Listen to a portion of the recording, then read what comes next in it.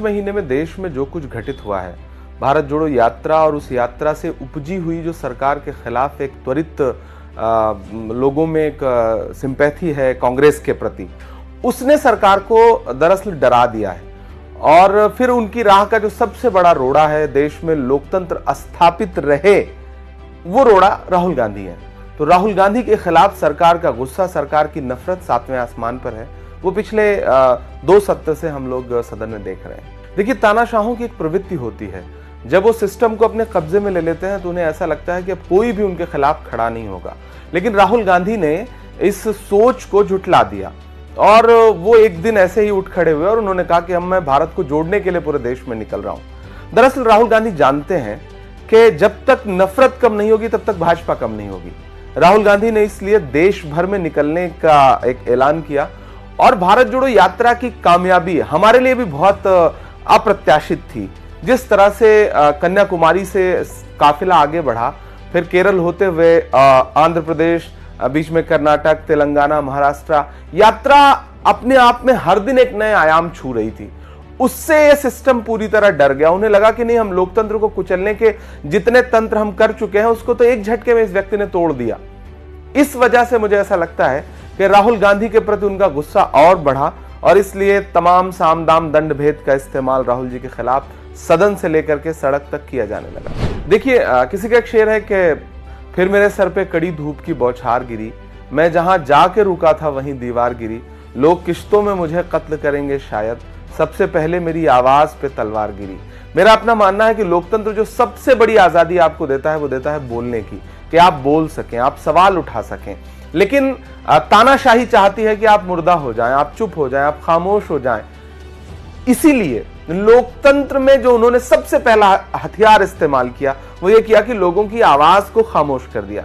लेकिन राहुल गांधी और पूरी कांग्रेस पार्टी समेत इस मिशन के खिलाफ खड़ी है। वो लगातार बोल रही है, वो सवाल खड़े कर रही है, वो पूछ रही है कि बताइए भ्रष्टाचार क्यों हुआ। उन्होंने सवाल पूछा कि नोटबंदी क्यों की गई, उन्होंने सवाल पूछा कि जीएसटी गलत तरीके से क्यों लागू की गई, उन्होंने सवाल पूछा कि कोरोना के दौरान मैनेजमेंट गलत क्यों रहा, उन्होंने सवाल पूछा राफेल की लूट का, उन्होंने सवाल पूछा अडानी के मुद्दे पर 20,000 करोड़ रुपए कहां से आए, शैल कंपनियां क्यों बनी, काला धन जो वापस लाने वाले थे उसका क्या हो रहा है। ये जो सवाल हैं वो ये दर्शाते हैं कि कांग्रेस पार्टी लोकतंत्र को बचाने के जितने तरीके, जितने शालीन तरीके, जितने अहिंसात्मक तरीके अपना सकती है वो अपना रही है। इस वजह से भी मुझे लगता है कि सरकार कांग्रेस पार्टी को बुरी तरह से टारगेट कर रही है। मौजूदा प्रधानमंत्री जी के कई सारे मित्र हैं जो बड़े उद्योगपति हैं। छोटे थे तो उनको बड़ा बनाते बनाते प्रधानमंत्री जी ने बहुत बड़ा बना दिया। उस कड़ी में नीरव मोदी जी, ललित मोदी जी, मैं सबके जी इसलिए नाम के सामने लगा रहा हूं क्योंकि आजकल बड़ी जल्दी इन लोगों की भावनाएं आहत हो रही हैं। मेहुल चौकसी जी, जिनको इन दिनों अलग तरीके से नवाजा गया, प्लस अडानी जी। अडानी जी का रिश्ता और मोदी जी का रिश्ता तो बिल्कुल मुझे ऐसा लगता है कि याराना वो जय और वीरू वाली जोड़ी जो है वो जोड़ी है, क्योंकि उनके प्लेन में प्रधानमंत्री जी दिखते हैं। और बाद में ऐसा सुनने में आया, जिसके लिए सवाल भी राहुल जी ने खड़ा किया, कि प्रधानमंत्री जी के प्लेन में वो विदेश जाने लगे।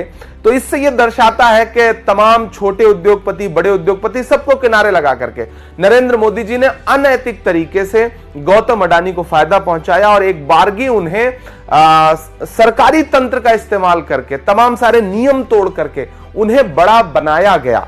मुझे लगता है कि वो सरकार द्वारा पोषित एक ऐसे उद्योगपति हैं जिनकी पूरी नींव जो है वो झूठ की बुनियाद पर टिकी है। मेरा मानना है कि राहुल गांधी भारत जोड़ो यात्रा के बाद जैसा देश को दिख रहे हैं, दरअसल राहुल गांधी ऐसे ही थे, पहले भी ऐसे ही थे, लेकिन ऐसा दिखते नहीं थे क्योंकि एक उन्होंने खुद को बहुत दिखाना नहीं चाहा, उन्हें प्रदर्शन करना शायद नहीं आता, मेरा अपना मानना, ये वो दिखाना नहीं चाहते। लेकिन भारत जोड़ो यात्रा के लिए जब वो निकले तो देश ने उनका एक असली रूप देखा, सड़क पर देखा। जब उन्होंने अपनी मां के झुक करके पैर में जूते के फीते बांधे तो देश ने देखा कि ये राहुल गांधी है जिसको नरेंद्र मोदी शहजादा बोलते थे। ये तो मां के पैर के फीते वैसे ही बांधता जैसे इस देश का हर बेटा बांधना चाहता है। कहां प्रधानमंत्री जी कैमरे लेकर के मां से मिलने जाते थे और कहां राहुल गांधी मां को शॉल उड़ा रहे हैं तो उन्हें ख्याल भी नहीं है कि कैमरे की तरफ देखना है। ये दरअसल असली राहुल गांधी हैं। जो भारतीय जनता पार्टी राहुल गांधी को शहजादा कहती थी कि नहीं ये तो बहुत बड़ा आदमी है, उस राहुल गांधी ने 4000 किलोमीटर सड़कों की धूल फांकी, देश को जाना समझा, दरअसल राहुल गांधी यही थे, क्योंकि राहुल गांधी ने एक इंटरव्यू में कहा था, मैं तो भारत जोड़ो यात्रा आज से 10-15 साल पहले करना चाहता था।